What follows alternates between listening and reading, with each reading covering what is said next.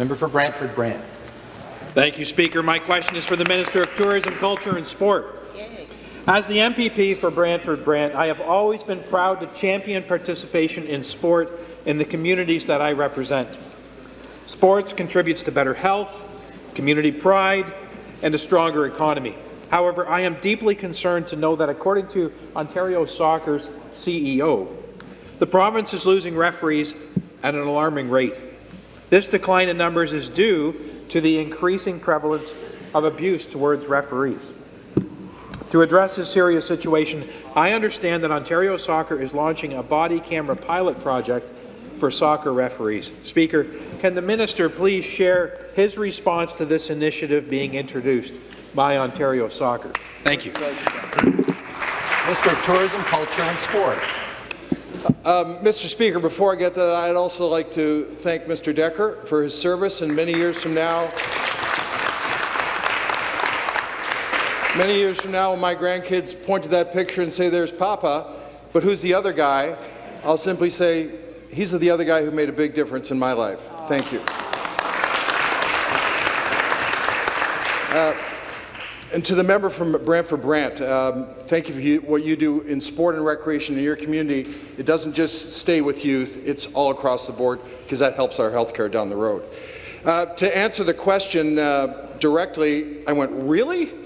We have to go to that extent now to put cameras on officials to make sure parents and fans on the perimeter of a field are not harassing officials. And let's be clear, Mr. Speaker, these officials aren't always adults. They're young people. They've decided to go get trained, participate. They don't necessarily have to play in sport, but they participate when they're officials. So it's disgraceful, it's unnecessary, and we have to stop it, Mr. Speaker. Supplementary question. Thank you, Speaker. And Minister, I really appreciate your thoughtful response to this issue. Speaker, all Ontarians who participate in sport deserve to have a safe and supportive environment. Sadly, we are seeing young girls and boys being discouraged by a few irresponsible spectators who intimidate them with abusive yelling. Any form of harassment is unacceptable and it must end. Speaker, can the Minister please share any insights he has gained from his experiences with sporting organizations and with participants? Thank you, Speaker. Minister of Tourism, Culture and Sport.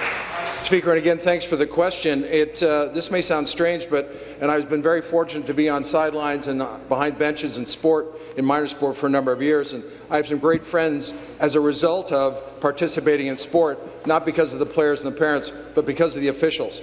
And I was asked on April 1st on the football side of things to speak at their conference in Hamilton at Tim Hortons Field. There was 100+ officials there, and they're there to learn more and to get better, Mr. Speaker. They're there to get better not because they want to become officials or umpires or referees, but because they want to make the game better. They want to give something back to their community. So when we talk about the time that they spent, afterwards I talked to their leadership group. I said, what is the key problem for you now? He said, we're losing people from age, but we're also losing young people, especially because of the harassment they're getting on the sidelines.